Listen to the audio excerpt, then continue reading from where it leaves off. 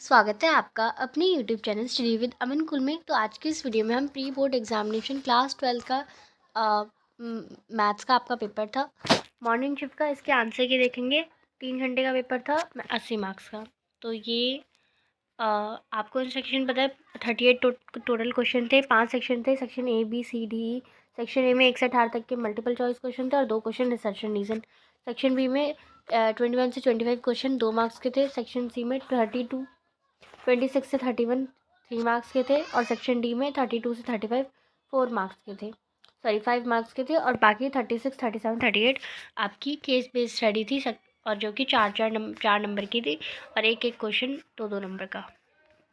तो यहाँ पे हम क्वेश्चंस का आंसर डिस्कस करेंगे। यहाँ पे आपको ए की मैट्रिक्स दे रखी थी, आपको डिटर्मिनेंट ऑफ ए और ए डी जे ऑफ ए का डिटर्मिनेंट निकालना है। तो इसकी वैल्यू आपकी 0 आती, सी ऑप्शन करेक्ट है। सेकंड क्वेश्चन में ए एंड बी और ए बी की मैट्रिक्स दे रखी है 3x2 की और A×B की और 3x4 दे रखी है। इन तीनों के ऑर्डर दे रखे हैं। नंबर ऑफ एलिमेंट आपको मैट्रिक्स बी में बताने थे, तो इसमें आपका बी ऑप्शन 8 आंसर आ जाता। नेक्स्ट थर्ड क्वेश्चन है, ए मैट्रिक्स दे रखी है 3A+2B is null matrix. B आपको बताना है, तो बी आपका डी ऑप्शन -3 -6। आप कैसे निकालते? बी मैट्रिक्स निकालनी थी 3A, इसको 3 से मल्टीप्लाई करते और फिर 2 से डिवाइड कर देते और बी इधर जाता तो माइनस का बी हो जाता, तो पूरी मैट्रिक्स आपकी माइनस की बनेगी। 0 तो माइनस में होता नहीं है। देन आपका फंक्शन ये दे रखा है और ये किस पे कंटिन्यूस है, तो इसमें आपका आंसर जो है वो 1 हो जाएगा, A option. Next fifth question है, यहाँ पे पूरा पेपर भी आप देख सकते हैं। फिफ्थ क्वेश्चन में 2 इवेंट्स इंडिपेंडेंट होंगे जब A.B यानी ए इंटरसेक्शन बी होगा equal A probability of A dot probability of B की। तो प्रोबेबिलिटी ऑफ ए डॉट को क्या लिखा है 1 माइनस, अब यहाँ पे यहाँ पे हमारे ए डैश वाले और बी डैश दे रखा है, तो 1 माइनस पी ए क्या होगा हमारा, ये पी बी डैश हो जाएगा और ये पी ए डैश हो जाएगा। तो ये आपका सी ऑप्शन करेक्ट हो जाएगा। फिर यहाँ पे आपको इसका डबल डेरिवेटिव करके एक्स की वैल्यू 1 पुट करनी थी, तो आपका 2 आंसर आ जाता। फिर डेरिवेटिव एक्स की पावर 2x का, तो विद रिस्पेक्ट टू एक्स से करेंगे। एक्स की पावर एक्स है, तो आपका 2 की पावर एक्स 2x की पावर एक्स आ जाएगा। नेक्स्ट यहाँ पे ये किसके इक्वल नहीं है, तो ये आपका डी ऑप्शन 3y-x के इक्वल नहीं है। फंक्शन का लोकल मिनिमा निकालना है, तो 5 आपका आंसर आ जाता है, सी ऑप्शन। नेक्स्ट क्वेश्चन है एक्स इंटू एक्स स्क्वायर। एक बार आपको माइनस का एक्स स्क्वायर लेना था, एक बार प्लस का एक्स स्क्वायर। अगर आपको कोई एरिया दिया होता तो आपको माइनस को भी मॉड में लेके प्लस में आंसर देना होता 4, बट यहाँ पे आपको कोई एरिया नहीं दे रखा, तो आपका आंसर 0 होता। Next rate of change of surface area of square with respect to radius r 2 है, तो आपको रेट ऑफ चेंज निकालना है 16 पाई सेंटीमीटर स्क्वायर आ जाता है आपका आंसर। 0 से 2a वाली आपकी जो प्रॉपर्टी है वो 2a minus X equal to minus of F X बोलती है।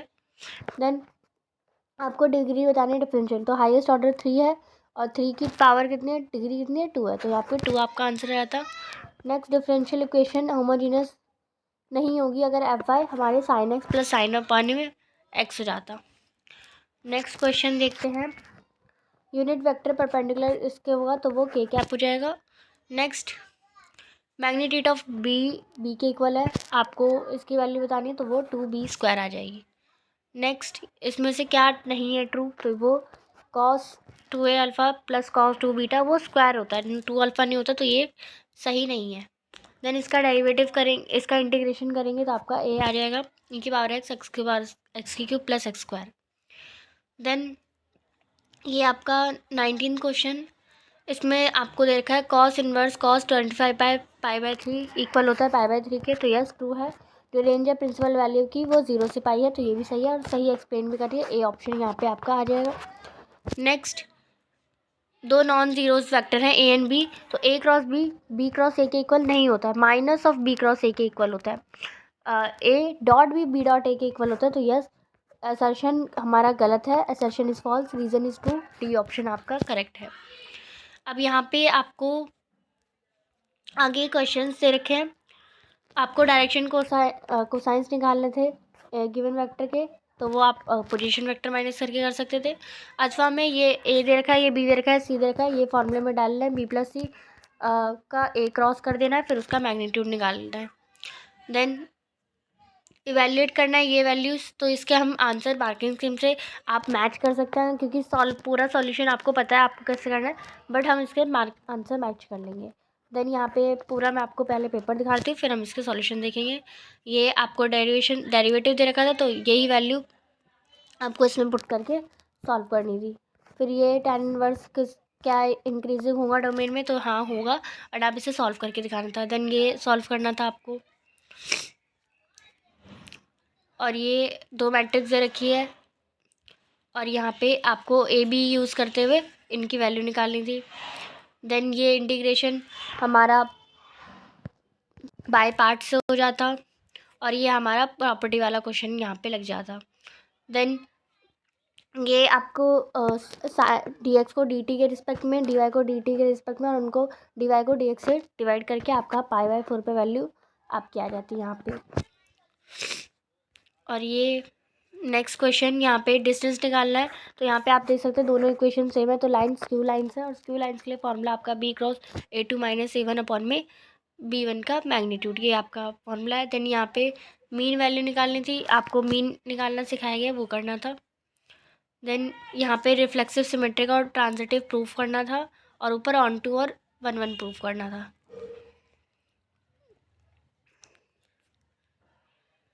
और ये यहाँ पे लीनियर प्रोग्रामिंग से आपको एक ग्राफ बनाना था। देन फिर यहाँ पे ये सेक्शन ई में केस स्टडी है,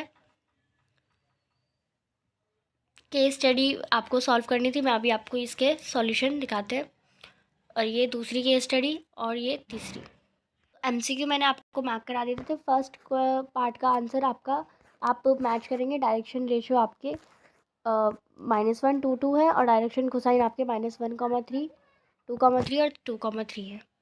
फिर इसको आपको बी वेक्टर बी प्लस सी निकालेंगे, फिर ये निकालेंगे, और आपका आंसर 2 3 √3 आएगा। देन ये सॉल्व करने के बाद आंसर 3π/4 आना चाहिए। देन ये 1 1 है, फंक्शन ऑन टू है, तो रेंज आपको बी की ये निकाल के देनी थी।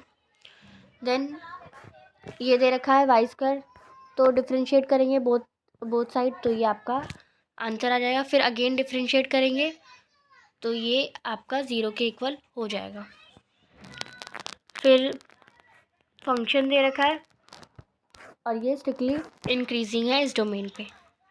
फिर x + a और x - a है, तो -2a करेंगे, तो वो cos 2a - sin a का फॉर्मूला बन जाएगा। और ये सॉल्व करके आपका आप सब्स्टिट्यूशन मेथड से भी यूज़ कर सकते थे, तो जो कि ये वाला आंसर आता वो भी करेक्ट माना जाता। सेक्शन सी में आपका जो ट्रांसपोज का इन्वर्स आपका ये आंसर आ जाएगा -8,5/3। अथवा में ए इन्वर्स बी के इक्वल होना चाहिए आपका, तो A inverse C into B C करेंगे, तो एक्स की वैल्यू 1 1 आ जाएगी। 27 पार्शियल बाय पार्ट्स बोल दिया था मैंने, पार्शियल फ्रैक्शन है ये आपका। पार्शियल फ्रैक्शन की वैल्यू आपका ये आंसर आना चाहिए। नेक्स्ट अथवा में आपका 7 आंसर आ जाएगा। फिर इसको साइन को कॉस को सॉल्व करेंगे, तो 4√π/4 वैल्यू डाल के 4√3 आंसर आएगा। देन होमोजेनियस डिफरेंशियल इक्वेशन है, इसे सॉल्व करेंगे तो आपका 2 tan v/2 log x + c आ जाएगा आंसर।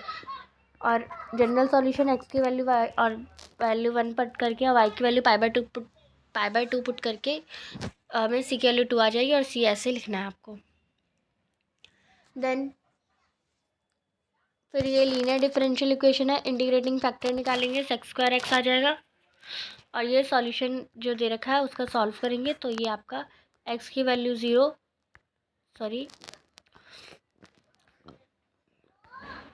और y की वैल्यू π/3 रखिए, तो x की वैल्यू -2 आ जाएगी, और ये पुट कर देंगे आप। फिर डायरेक्शन रेशियो लाइन प्रोपोर्शनल है, तो ये आपका answer -9 cap + 14 j cap -4 k cap आ जाएगा, और ये 293/7 आएगा। नेक्स्ट p + q 0.3 दे रखा है, मीन निकाल लेंगे, तो ये आपका मीन जो मैक्सिमम है वो p की वैल्यू 1/8, q की वैल्यू 7/14 आ जाएगी। सेक्शन डी में इसे सॉल्व करेंगे तो आपका पी की वैल्यू 1 और x2 के इक्वल है, तो वो 1 फंक्शन है। इरेशनल नंबर में जो हमें लेना था, तो ये रिफ्लेक्सिव नहीं है और ये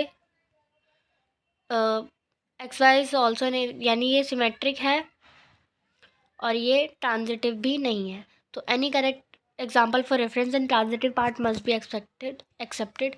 तो ये आपका कोई भी एक एग्जाम्पल लिख के कर सकते थे। ग्राफ आपको ये बनाना था, 1 मार्क इसके मिलेंगे और सॉल्व करके आपका इसका आंसर 53/2 आंसर आना था। देन ये वाला ग्राफ आपका लीनियर प्रोग्रामिंग से आएगा और मैक्सिमम वैल्यू जेड की 480 है, वाई आपका इसमें 240 आएगा। देन डायरेक्शन रेशोज, ये फर्स्ट लाइन के डायरेक्शन रेशो सेकंड लाइन के, और यहाँ पे दोनों परपेंडिकुलर है एक दूसरे के, और ये आपका आंसर रहेगा रिक्वायर्ड लाइन। फिर डायरेक्शन रेशो पी क्यू के, डायरेक्शन रेशो लाइन के, और ये आपका पी क्यू का आंसर आ जाएगा। Then first equation 5x + 7y बनेगी और सेकेंड इक्वेशन 7x + 5 है। फिर आप इसे सॉल्व करेंगे। फिर थर्ड में आपका x की वैल्यू 20 है, y की वैल्यू 30 आएगी। अब यहाँ पे क्वेश्चन में 210 है और यहाँ पे 290, तो अगर किसी ने अटेम्प्ट करा हो तो आपको नंबर मिल सकते हैं मे बी एक्स्ट्रा, मतलब अगर आपने अटेम्प्ट नहीं करा तब तो 0 ही मिलेंगे, बट आपने अटेम्प्ट करा है तो आपको फुल नंबर मिल सकते हैं। अथवा में ये आपका 288 आ जाएगा वैल्यू। फिर 37 केस स्टडी 2 में आपको वॉल्यूम निकालना था, y की वैल्यू ऐसे तो आपको, और एरिया निकालना था तो 1 नंबर मिल जाता आपको। फिर सेकेंड पार्ट में उसका डिफ्रेंसिएशन करके तो ये आपका आंसर आया था। और मिनिमम सरफेस एरिया निकालते तो height 3 metre, surface area minimum prove हो जाता। और ये 36/9 आपकी वैल्यू आ जाती 4। अब 38 में स्लीप वेल हो जाता तो 0.6 आता, और he did not and in draw और स्लीप वेल तो 11/15 आपकी प्रोबेबिलिटी आ जाती। तो आई होप आपको अच्छे समझ आ गया हो। चैनल को अभी तक सब्सक्राइब नहीं किया तो प्लीज़ सब्सक्राइब करें, अपने आंसर मैच करें, वीडियो अच्छी लगे तो उसे लाइक करिए और दोस्तों के साथ शेयर ज़रूर करिए। Thanks for watching, bye bye guys.